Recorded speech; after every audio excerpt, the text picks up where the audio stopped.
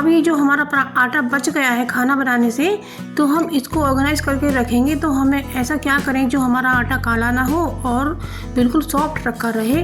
तो हम सबसे पहले तो सूखा आटा लगाकर हाथ में इस तरीके से इसका गोला बना लेते हैं, और जिस बर्तन में हम आटे को रखेंगे ना, तो उसमें हम थोड़ा सा ऑयल लगा लेते हैं। तो इसमें हम ऑयल लगाएंगे तो ये चिकना हो जाएगा और नीचे हमारा आटा बिल्कुल भी नहीं चिपकेगा। और इस तरह से हम अपने आटे को ऑर्गेनाइज करके रख सकते हैं। तो इस पर हम ऊपर थोड़ा सा ऑयल और लगाएंगे, जिससे हमारा आटा काला बिल्कुल ना पड़े, बिल्कुल ऐसा का ऐसा ही रखा रहे।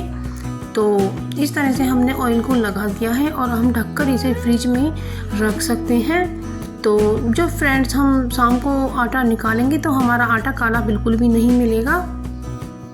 तो आप देख सकते हैं फ्रेंड्स कितना अच्छा आटा है। तो इस तरीके से आप आटे को रखें। तो हमने ये आटा ढक के फ्रिज में रख दिया है, क्योंकि ये जो तिकोना पराठा होता है बहुत ही खाने में टेस्टी होता है और इसकी जो लेयर होती हैं वो बिल्कुल पतली हो जाती हैं और सिक करके बहुत ही टेस्टी लगता है। तो क्या होता है फ्रेंड्स, इस पराठे को सबको बनाना नहीं आता है, और आजकल के जो बच्चे होते हैं उन्हें तो सादा गोल रोटी ही बनानी नहीं आती है। तो सबसे पहले तो हमें इसे बेल करके एक तरफ इसमें ऑयल लगाना है, या फिर इस तरह से मोड़ करके इस पर देसी घी लगाना है या ऑयल, और इसी शेप में बेलना है।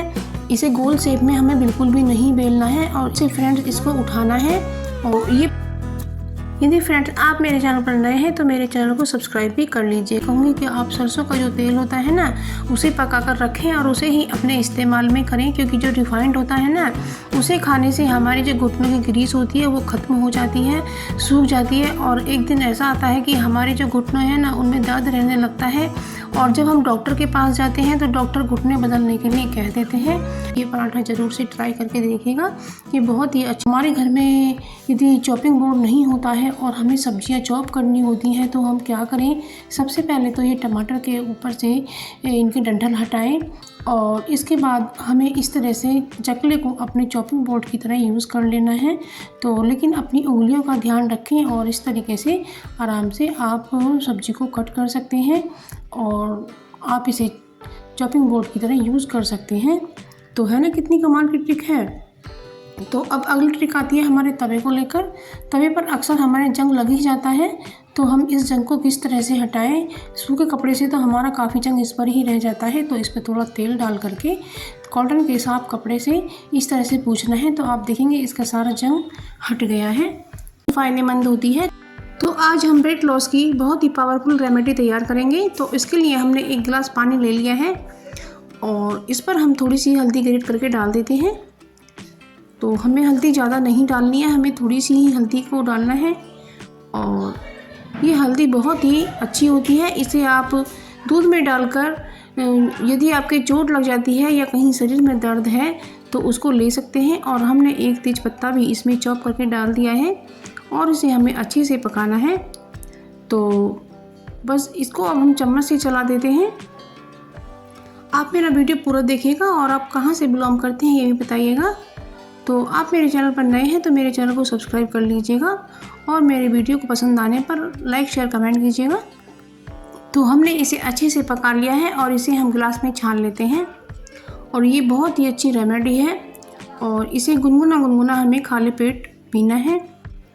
तो फ्रेंड्स आप मेरे चैनल पर नए हैं तो मेरे चैनल को सब्सक्राइब भी कर लीजिएगा, और मेरी वीडियो पसंद आने पर लाइक शेयर कमेंट कीजिएगा। और ये रेमेडी आप ज़रूर से लेना, क्योंकि ये खाली पेट पीने से आप देखेंगे कि चर्बी बहुत तेज़ी से पिघलेगी, और आपकी चर्बी 1 हफ्ते में ही पिघल जाएगी, और आपका वेट लॉस हो जाएगा। तो अब ये अगली ट्रिक है वैसलीन को लेकर। तो जब हम